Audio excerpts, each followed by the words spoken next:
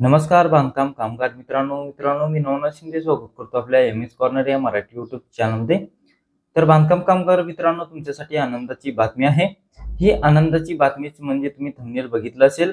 तर मित्रांनो, ज्या अद्यापही कोणाला बांधकाम कामगार जे असतील त्यांना भांड्याचा संच मिळालेला नसेल, अशा बांधकाम कामगाराला परत एकदा नोंदणी चालू झालेली आहे।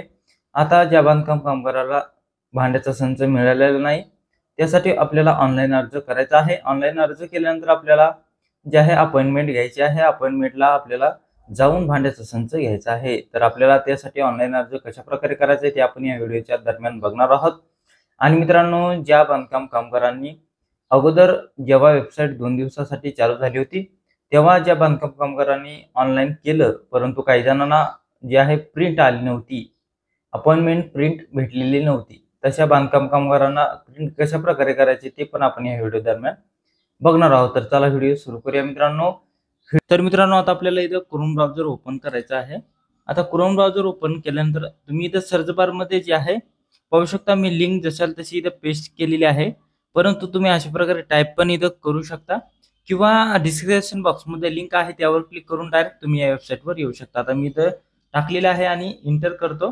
तर पाहू शकता आता वेबसाईट ओपन होणार आहे। होम पेज वर इथं आपण येणार आहोत। तर मित्रांनो, लिंक वर क्लिक करा। तर पाहू शकता, महाराष्ट्र इमारत व इतर बांधकाम कामगार कल्याणकारी मंडळ गृहोपयोगी वस्तू संच मागणी अर्ज आहे। यापूर्वीच अपॉइंटमेंट घेतली असल्यास अपॉइंटमेंट प्रिंट करा या बटनावर आपल्याला क्लिक करायचं आहे।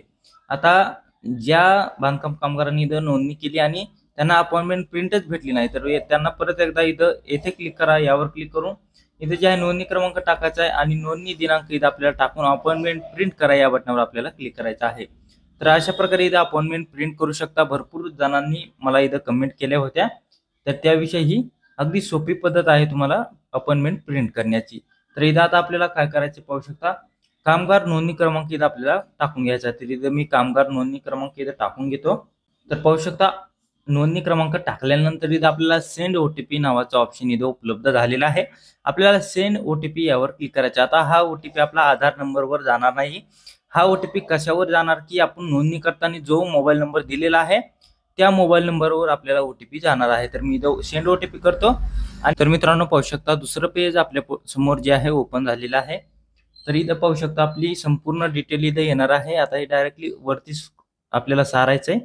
सारल्यानंतर इथं पाहू शकता आपल्याला खालती काय ऑप्शन दाखवायला आलेला आहे, सिलेक्ट कॅम्प यावर क्लिक करायचंय। आणि आता इथं कॅम्प भरपूर सारे ऍड झालेले आहेत। पहिल्यांदा एकच कॅम्प इथं दाखवण्यात येत होता, तर इथं आपल्याला कोणतं निवडायचे ते इथं निवडू शकता। मी जे आहे एक सिलेक्ट केलेला आहे। आणि आता इथं काय करायचं, आपल्याला अपॉइंटमेंट डेट या बटनावर आपल्याला क्लिक करायचं आहे।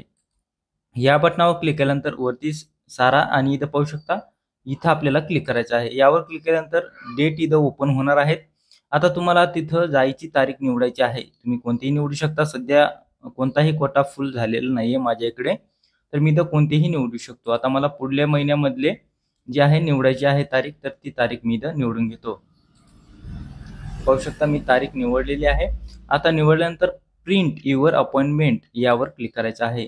यावर क्लिक केल्यानंतर पाहू शकता जे आहे प्रिंट इथं झाली आपल्या समोर आलेली आहे। आता याला कंट्रोल पी दाबून प्रिंट इथं करून घ्यायची आहे।